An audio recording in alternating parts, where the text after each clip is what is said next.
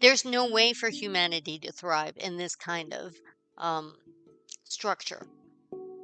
It's not meant for humans to thrive. It's absolutely meant for slavery, taking our free will and our focus from our heart song and moving it into survival mode. And that's very sad. As I say this, I'm grieving. I'm grieving all the lives that are stuck in this pattern. So this must fall away.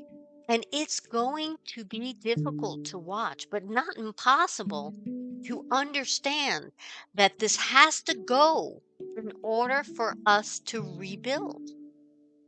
So please, must watch how you're picking up like a sponge because of your receptivity other information that doesn't reside in your heart.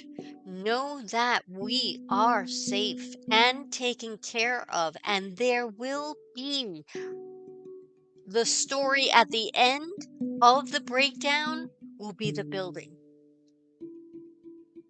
will be the freedom, will be the rest. We've all been working so hard and we have been traumatized.